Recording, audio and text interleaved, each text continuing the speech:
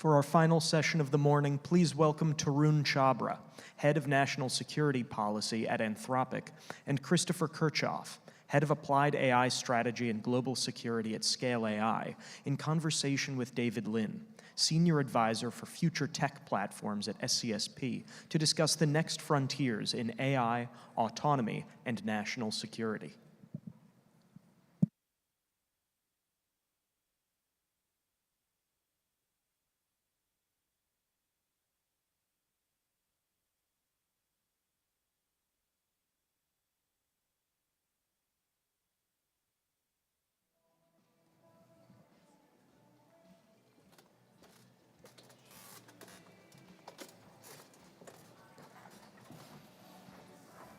In the middle.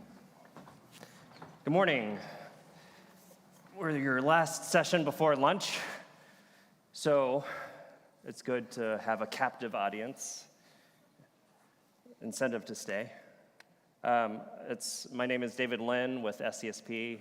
It's my pleasure to be here today and share the stage with two distinguished national security professionals to talk about the frontiers of AI and ways that government can better adopt AI for national security applications. So joining me is Chris Kirchhoff, Head of AI and Global Security at Scale AI, and a former founding director of the Pentagon's DIUX. And then Tarun Chhabra, the Head of National Security Policy at Anthropic, and former White House Coordinator for Emerging Technologies. So two folks who have worked in central national security roles inside of government, which leads me to my first question. But now you're working in leading AI companies, leading the way in pushing government adoption for AI and national security applications. So you've seen both worlds. You've seen both sides of the same coin. So maybe we'll start with Tarun. As you've made this transition from the White House to Anthropic, one of our leading AI frontier labs, what are some of the starkest differences you've seen in culture and operations and the way work and business is done? And what do you think industry fundamentally misunderstands about government? What are some of the things that government misunderstands about industry? Start with you and then go to Chris. Great. Well, thank you. It's great to be here with you. Thanks to SCSP for organizing this, and great to be here with Chris, who's a partner now and also was a suite mate in the Eisenhower building for a brief time, some years ago. And it's really great to be here as well at an event inspired by Secretary Carter, because for a spell, I got to be a speechwriter for a while, so it's really wonderful to be at an event that's dedicated to him. So thank you for that. I think, David, well, one is just from a government perspective, I think there's often what does industry want? What is the voice of industry on this? And, industry is obviously not a monolith. I don't need to tell people in this room, where you sit and your views depend on where you sit in the supply chain, who your customers are, what entanglements you might have with China, so on and so forth. And so your job, in government is often to figure out who's going to be allied on certain policies at certain times and moments, and who has interests that may be jeopardized that you have to work with, because your job is obviously the national interest, defined by the President, the Congress, and hopefully there's bipartisan support for it. But that means you can't make everybody happy all the time. And so your job is to kind of partner with industry, but keep that in mind.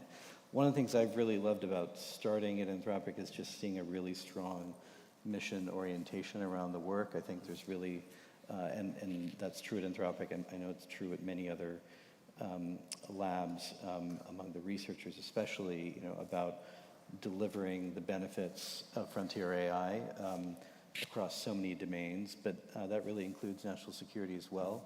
I've been really, thrilled at how many people just want to find out how they can work on national security issues, even if they've never done it before, even if that's never been part of their day job. And that's energy that we really want to capture in a bottle and do a lot with to partner with the Defense Department, the intelligence community. Now, Chris, you wrote a whole book about your experience at DIUX. What were some of the stark culture shocks that you experienced as you transitioned away from the Pentagon into the private sector? Well, thanks, David. I want to second Tarun that it's very special to be here at an event that honors Secretary Carter with so many people who work directly with him.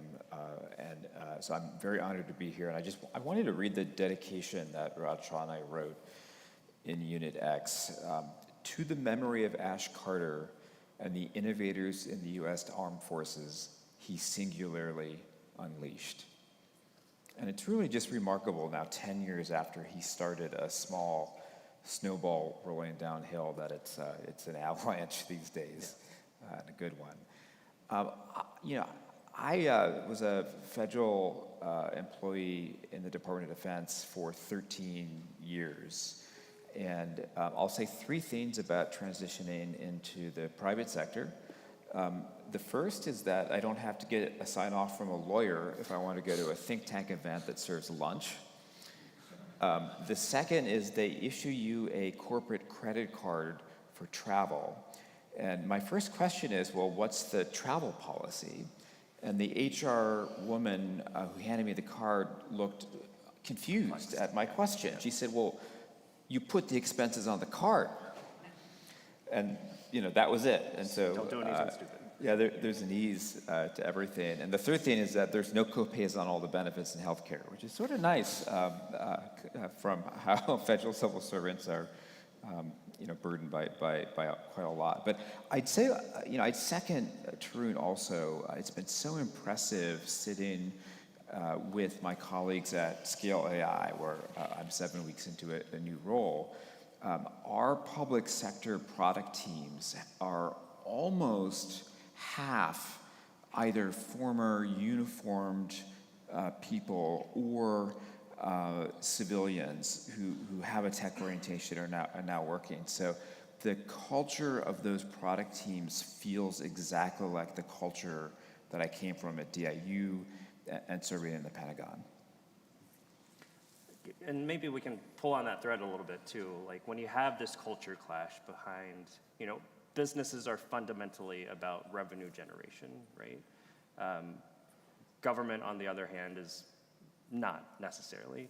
Like, how have you found that crosstalk with one another when you run into like the business development folks versus the policy folks? Start with you, Chris, maybe. Sure. I think General Rainey really, in noticing that, what did he say? There were 17,000 requirements documents in the Army.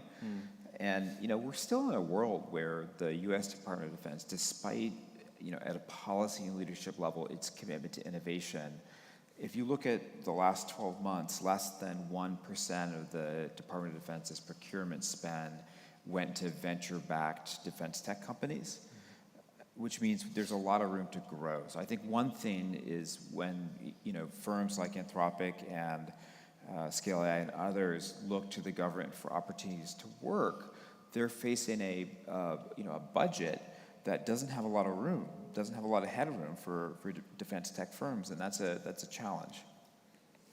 So, as you know, David, you need contract vehicles to do work.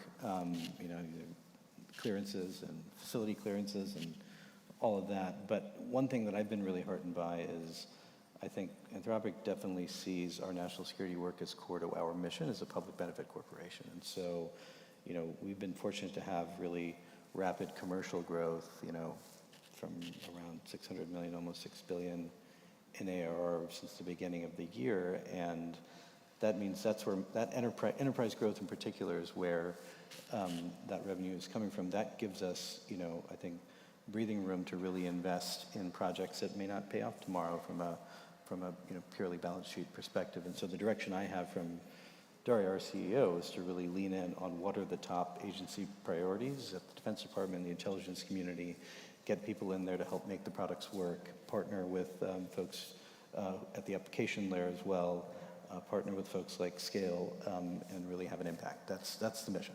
Yeah, so let's talk about that a little bit more, starting with you, Tarun. Like, Anthropic has built itself around AI safety, security, building fast but responsibly, right? How do you see that? What's the Anthropic take or twist on national security applications and deploying AI for national security purposes? Yeah. Well, because of the direction we've got, we've been first in a lot of places to kind of deploy, particularly, on sensitive networks. And so we've been really proud of that work. And, integrating across systems is not hard. So we have a really great crack team of folks who work in our applied AI teams who have made a lot of that happen. I think, we see trust and safety as an asset, certainly on the commercial side. Companies don't want to mess around with their sensitive data and with their IP or unpredictable systems. They want to know what they're getting, and they want to trust their vendor. So that's an asset, and I don't think it's that different when it comes to the government as well. As you know, rightly so, the departments and components and the COCOMs all have pretty rigorous standards. They want to be able to rely on their systems, and they need to. And so I think that's generally a strong asset for us. Another dimension, though, of our work on national security has been, from the CEO on down, a big focus on U.S.-China competition, because we just think that we have to be candid about our views about how we can stay ahead. And so we see, the competition with China happening, in basically three parallel races. One is the race to the frontier, which Eric just talked about. A second is the race to diffuse American AI, not China's AI, around the world. And the third is the race for adoption. We see every day from our safeguards team the way that China, Russia, North Korea are trying to misuse our models against us, against our allies around the world. And so that's a sliver, I hope, of what our colleagues in government are seeing, but it's certainly a leading indicator of how fast we need to be moving, hopefully much faster. Yeah, the China piece, definitely want to come back to that. Chris, Scale AI, though, has branded itself as a data integrator across all sorts of DoD, C4SR type capabilities in particular. What do you envision as, if there were to be a killer app for when you bring all of these data streams together, having that almost like God view of DoD capabilities, where do you see this going in the next 12, 24 months? Yeah, I'd love to talk about that and also just talk about Scale AI for a little bit. We've been in the news because Meta made a $14 billion investment in the company, owning a 49% share now of us. And it's actually been an incredible unlock because for the first time, Scale AI has $1 billion of working capital. And like Tarun mentioned, has now the opportunity to make very targeted and bold investments, and we're really excited about that. And we're going to be making many of those investments in our public sector business and its national security work. The way to think about Scale, it's really complementary to Anthropic. There is sort of an AI tech stack, and there are different layers to it. And Scale has two unicorn businesses inside of it that are two separate layers of the AI stack. The first is our work on data, which began with self-driving vehicles, moved on to supporting the US government, and that is now actually taken a fascinating turn towards robotics, which maybe we could talk more about later. And then we have an applications and MLOps business, which is the core of how do we actually take agents and models and make them work together to tackle complex problems. And that's the unlock for national security that I'm so excited to talk more about with you and Tarun. So maybe going back to the US-China tech competition piece of it, both of your respective CEOs and founders have been very vocal about US-China tech competition. Dario in particular on export controls. Alexander Wang, who's I guess now at Meta, but still on the board at Scale AI, has really leaned into this framing and telling the story of US-China tech competition. Maybe we can just talk about where do you think things are going in the future of US-China tech relations or just broader bilateral relations in particular. The Trump administration recently tweeted out that there's a series of high-level meetings that Trump has at least established with Xi. How does that, or does it, or should it change the pace of the tech competition going forward over the next year or two? Whoever wants to take that on first. So I'm fortunately not in the business anymore of having to predict that, but I can say where we hope it goes, Yeah. which is, take those three kind of concurrent races. So the race to the frontier, we've really applauded the administration's work on enabling the build out of AI infrastructure in America. We think that's really important, especially training infrastructure. We want to see the largest clusters in the world, given the national security sensitivity of really powerful AI systems. We want to see that happen in the United States. So we're trying to partner as much as we can with the administration on that, and again, really laud their great work in that area. I think the thing we worry about is enabling China to fill the gap that they have in hardware, in AI hardware, between now and the time at which they are able to indigenize AI chip production, which we think is still some years away. And that window also happens to be the window in which we could see really powerful AI capabilities come online, which is quite fortuitous. And so we think we should not help China at all in that window. And the reason is not just to have the best frontier models. The reason is a national security concern that, as Eric said earlier, you have to assume that if there is a model, if there is an application of that on the commercial side in China, it will be made available and used by the national security apparatus, and it will target American troops and American assets and our critical infrastructure. And we should not have any part in aiding and abetting that, is our view. And so we see, similarly, it doesn't make sense from our perspective to give China AI chips in the diffusion race. So we take very seriously the argument that we want American AI and the full American stack around to be in a privileged position around the world and to win. But from that perspective, we don't think we should be fueling Chinese data centers around the world. You just saw yesterday, I think, some news about Alibaba looking to expand AI data centers in Europe and Latin America. We should have nothing to do, I think, with supporting that. And it's why we took a decision actually just a few weeks ago to offboard a number of very large Chinese tech companies that were kind of operating through headquarters in third countries, subsidiaries in third countries. And we did that, which will cost, hundreds of millions of dollars in the short term. That traffic gets pushed immediately to competitors. But we hope over time we also stop providing frontier models to enable Chinese applications, which will also end up serving the PLA. Chris, anything to add? Eric Schmidt said something also very profound, which is whoever learns faster is going to win. And we're at a moment where the leadership of the Department of Defense is trying their hardest to learn faster and to make enormously consequential directional shifts in the way the department buys and uses technology. And if you look at the strategic competition with China, Tarun and I used to sit in the Directorate for Strategic Planning of the National Security Council thinking about this all day. It's a frightening moment because, as Eric mentioned, the Chinese manufacturing base is so sophisticated. They are now producing weapons platforms and command and control systems that, are essentially close to or at technological parity with a lot of our systems. So the question then becomes, well, if we have parity at the level of the technological platforms that are warfighting platforms, how do we then win? And Anthropic, together with actually Anduril in one project and Anthropic on another, is trying to look at how we can speed up decision-making and operational planning. Because if you're faster at decision-making and operational planning and you have this, the rough parity of platforms, you win. So we have a prototype project with Defense Innovation Unit called Thunderforge that's deployed in EUCOM and INDOPACOM. That is a very exciting, potential game changer if it evolves to reach its fullest potential. And then we have a separate program. The first Thunderforge is with Anduril. The second is actually with Anthropic. It's in support of a service doing incredibly sophisticated operational decision support using both large language models and AI agents.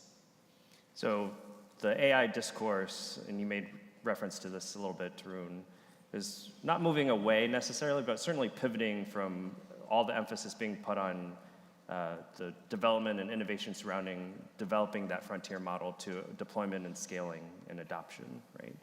So maybe we'll look backwards first, then try to project forward. What do you think has been the biggest step change in AI over the past 6 to 12 months, be it something that Anthropic has rolled out or Scaled has deployed? And then part two of that question is, what are some trend lines that you personally are particularly paying attention to, excited about, or even perhaps concerned with looking at 12 months ahead? Do you want to start first, Chris? Yeah, I think that we're really, as a military, beginning to understand the technological stack that we have to build. And it's obviously about the incredibly powerful large language models that are now being developed. It's also about linking them together in agentic workflows where you have custom-built AI agents that are enabling incredible systems-level actions. And at Anthropic, we call this agentic warfare. And I think that whole tech stack, though, developing that, there's going to be an enormous amount of work that has to go into that. Because it's not just about plugging in the models and creating the agentic workflow. It's also about test and evaluation, so you have surety that your systems will function as expected. And oh, by the way, surety on AI is part of the strategic competition with China, because if we are fielding more reliable AI-enabled systems, we will have more confidence to use them. So this is very important in the context of strategic competition.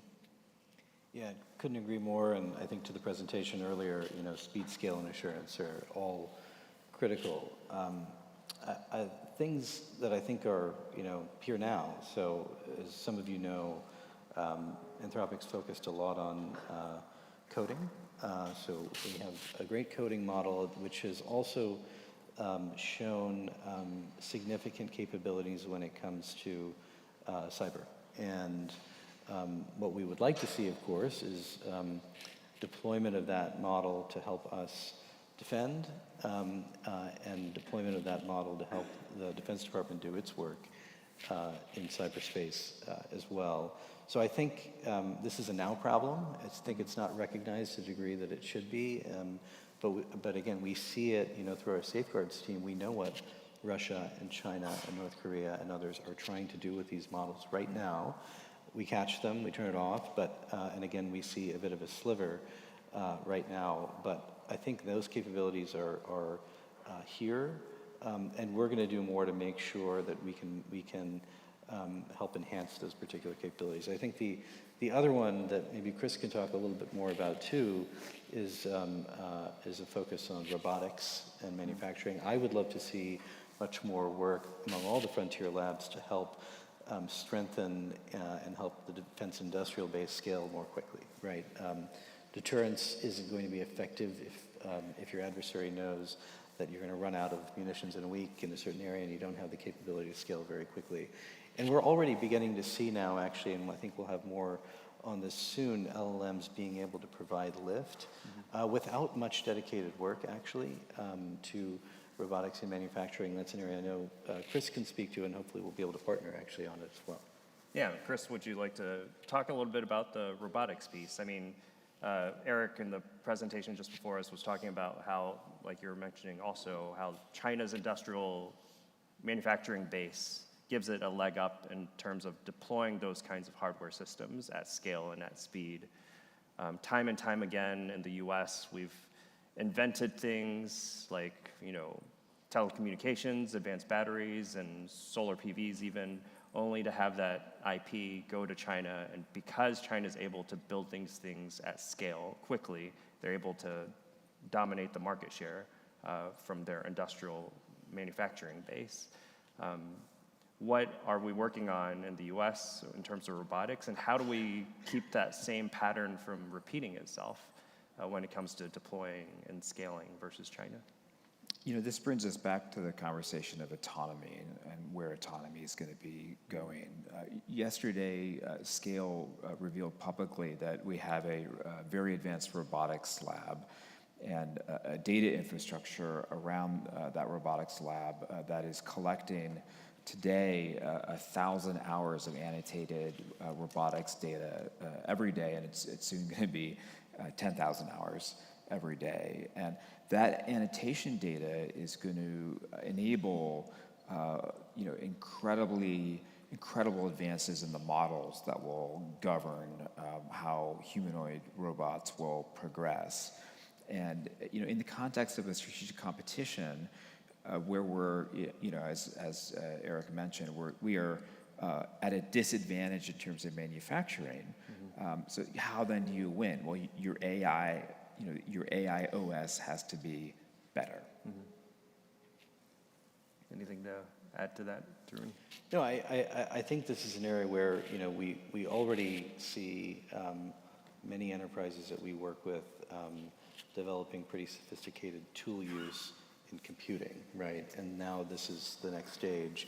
And so what I hope happens is we end up with a consortium of frontier labs, companies like Scale, traditional primes, and newer defense companies kind of working together to maximize the benefits of the LLM revolution for manufacturing. And we think really hard about how we can ensure that helps us step up deterrence. So when it comes to deployment and scale, what would you say is the single, if there is a single biggest policy or regulatory change that would unlock the next generational leap in AI-enabled national security applications? Is it, increased data sharing across departments and agencies? Is it acquisition reform, or is it something else?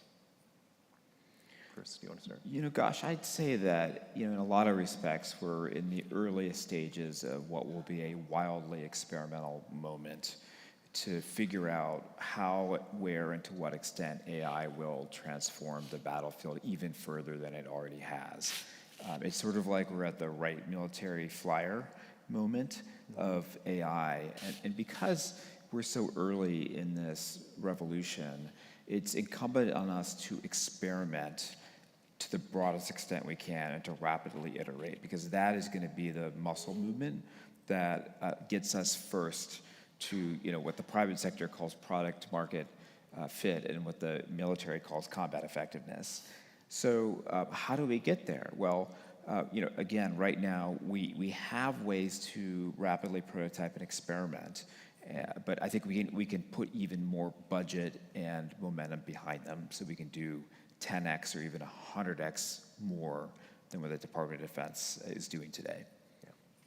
Yeah, well, first, maybe there are things that LLMs can do to help us kind of cut through the acquisition system as we know it. It's illegible to most humans anyway, so that might be a good job for LLMs.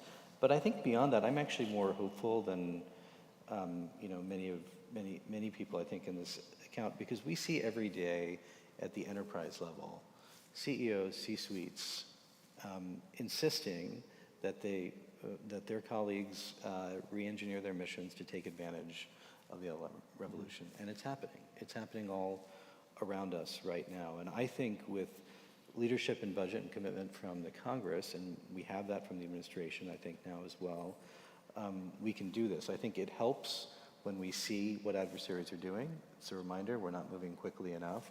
But I'm actually much more hopeful that with the right leadership intent and a meeting of the minds with Congress, that we'll actually be able to move this. And none of this is exclusive to DoD either, right? Like the national security apparatus, as we've defined it, has traditionally been DoD, the IC, but in the way SCSP talks about things in terms of national competitiveness, it's really a whole of government approach toward things. And yes, I maybe would love to go one summit without mentioning the word whole of government, but I think it's true, right? Like DOE, Department of Commerce, Department of State, all of these departments and agencies are part of this broader national competitiveness picture.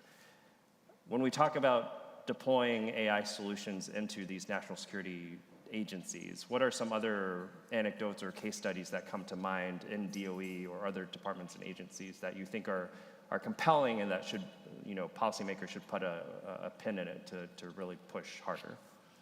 Well, you mentioned the Department of Energy, so I think the leadership there actually has a really great vision for how we could help the national labs kind of build new platforms. Some of that is going to be the amazing set of data that the labs have across so many scientific disciplines that could really help the labs make more powerful models for scientific reasoning as well, and enable even more productivity at the national labs, including for national security applications. So I hope that's something that the leadership takes forward, and I know a number of labs will want to support them on. And then if you think about kind of just the amount of intelligence that's needed for enforcing our export controls, enforcing our sanctions regimes, and so on, that's obviously an area where companies like Scale and labs like Anthropic can do a lot.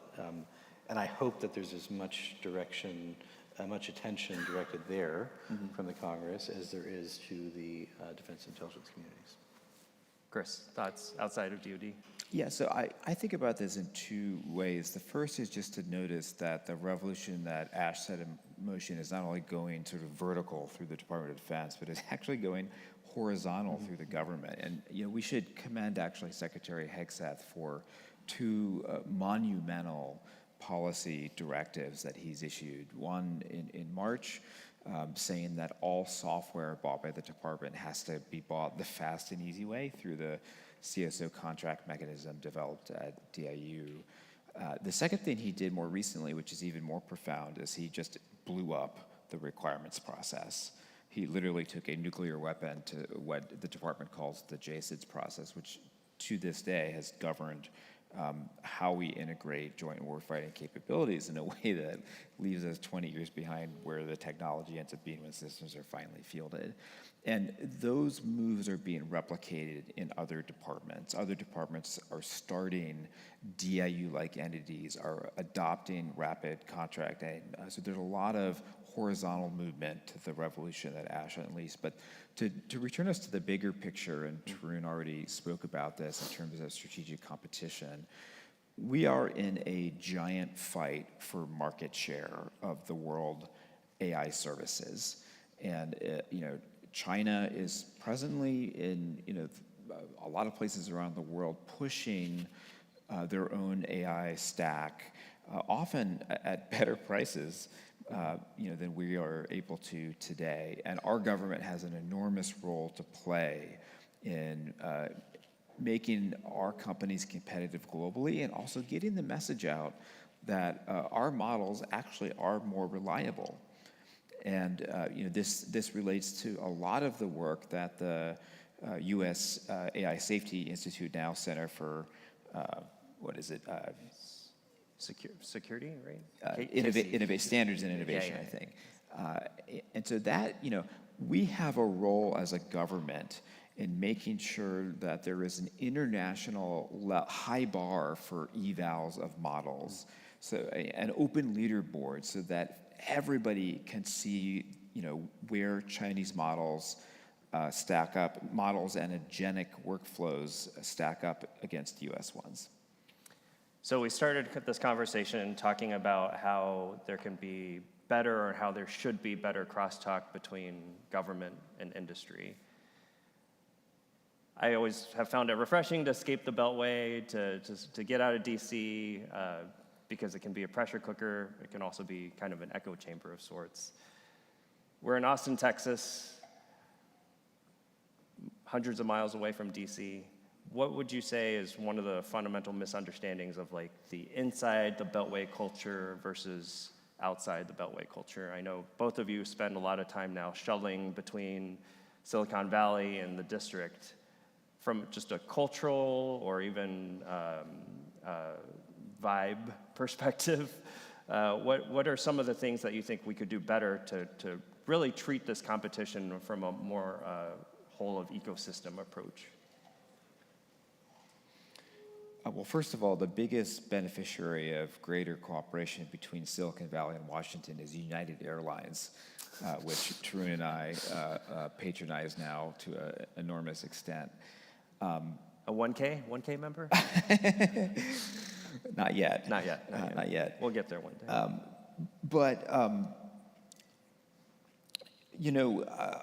Silicon Valley operates with a product mentality, and I didn't fully appreciate this until actually joining a product company that builds things, and builds things in a particular way.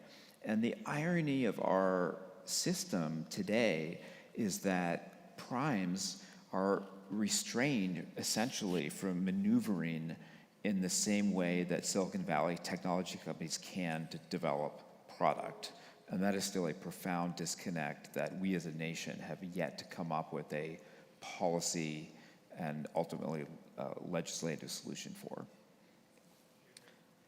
Yeah, I think, David, there's just sometimes really just lack of familiarity. I mean, any number of like our researchers actually really want to do things that would support national security missions, but have just not had an opportunity to work with or be exposed to people who do it, the working culture of doing it, and so on. So, you know, one of the things I try to spend a lot of time doing is bringing our researchers. I don't want policymakers and analysts to speak just to the cadre sitting in Washington, you know, and Anthropic. I want them to be exposed directly to our people who work on hardware, who are actually training models, who are working on the product side as well, so they have the full kind of perspective that's not necessarily filtered by the Washington GR view. And then similarly inviting them out, you know, spend a day with the team doing that. So I think they're great programs. You guys are helping do that. I think Stanford is doing a lot of work on that at UT. I think we need more of those programs. So there's just a much greater familiarity and stronger relationships across the board, and not just kind of at the highest levels. In our last few minutes remaining, want to talk about career and career advice that you all may have for those in the audience.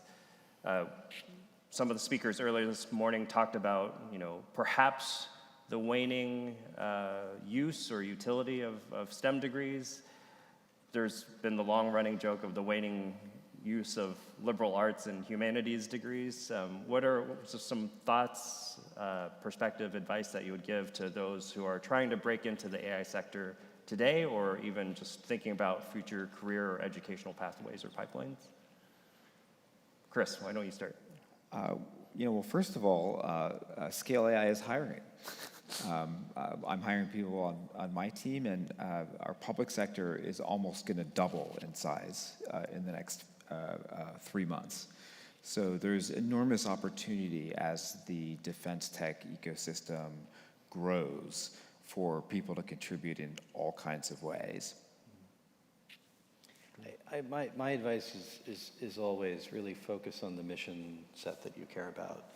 You will find ways to contribute to it in government, you can do it in industry, you can do it from a research perspective. But when I'm hiring, that's really what I'm always looking for is there a mission orientation, and is there a acknowledgement about how all the pieces can fit together? I think that's what you're looking for, is kind of someone who's going to be dedicated and agile. We can't predict, even, you know, sitting in a frontier lab, exactly what things are going to look like a year from now, maybe even 6 months from now. And so it's really mission and orientation and agility that are really, I think, the prime right now. Well, I think that's a great note to end it on. So please join me in thanking Tarun and Chris and joining us today.